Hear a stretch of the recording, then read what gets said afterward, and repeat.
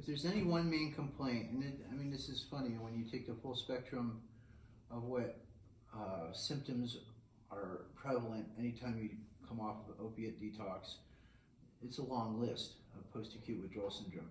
So the lack of sleep, my interpretation of it was, if you've been using opiates, there's a part of your consciousness that you're putting to sleep, and it's a bogus way of saying, look, it's time to wake up.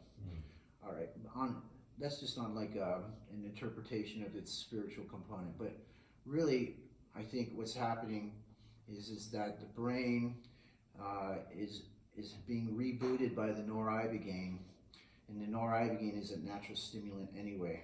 That's why it blocks the benzos within 3 or 4 days, so that there's no way for them to be effective. So like nothing's being let in, so there's a block. So there's definitely the symptom of post-acute withdrawal syndrome from the opiate, which is sleeplessness. And this is the main complaint that people suffer from the greatest when they go through Ibogaine treatment, is the fact that they're exhausted from the experience. Their body has just gone through this tumultuous detox. Even though physically they're not shaking it out, it still takes a toll on the system, and then they can't sleep.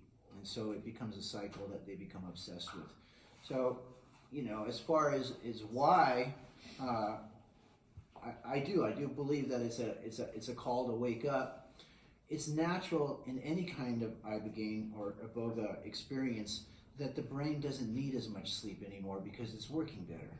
So that, you know, once you run voltage through the meridian pathways of the brain, it's like all the communication is working better, and so there's not as much need or time for the body to have to process in a sub and unconscious like we normally would in REM sleep. The other thing is Ibogaine being an onophrenic, right, a dream creator, it's discharged so much backlog out of the sub and unconscious that would be information that we would need to process. You know, in a normal sleep cycle or in a normal Ibogaine treatment where it's non-opiate, it's just having all this baggage removed. With opiates, you don't get REM sleep. Generally, in an opiate addiction, you only sleep 2 hours to 2.5 hours at any duration of time. So you're waking up every 2.5 hours through the night. This is like a common phenomena of like opiate dependency. And so there's this whole backlog of not having the dreams. So when you take the Ibogaine, all of a sudden all of that stuff kind of catches up to date, and so the body's need for sleep has been decreased. How to address it? You know, we've tried everything. We've tried all kinds of different medications. We've tried, you know, natural remedies. We use Capomo. We use tryptophans, melatonin. But when you compare that to like an opiate detox, it's almost like those are just candies. You know, it's like, that's kind of ridiculous. It's like, oh, I'm coming off of opiates and I can't sleep. It's a known fact, like coming off of methadone, you don't sleep for 2 months. In normal opiate detox, it's a minimum of like 3 weeks before you get the first stretch of 5 or 6 hours. So you're only getting like maybe an hour of unconsciousness, you know, during this duration of time. So the Ibogaine is basically compressing the whole detox process into a shorter period of 7 to 10 days. Normally with a clean opiate, around day 7 to 10, you start getting those stretches of sleep start sliding in, you know.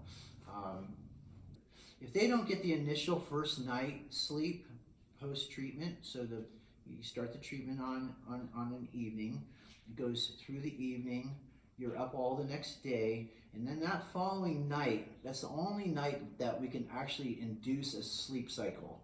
And if they even get 2.5 hours of sleep, the brain reboots and separates the detox from the Ibogaine experience, because up until that point, you can't really tell which is which. And it's very uncomfortable, and it's very unnerving, and it's very confusing because people are like, oh, I'm in opiate withdrawal. No, I'm not. I don't have symptoms. How come I can't sleep? So this was always the main complaint.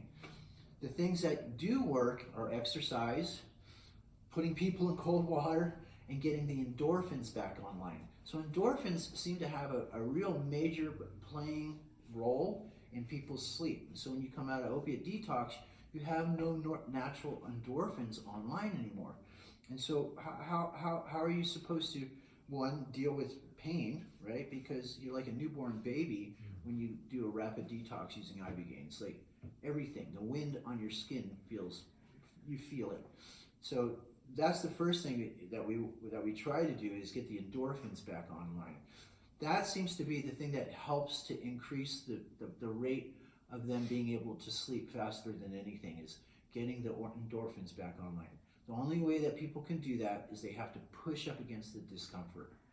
There's no easy way around it. You can't just wait for your endorphins to come online. You have to exercise, you have to move, you have to actually put some strain on your system so that the body will start producing these again.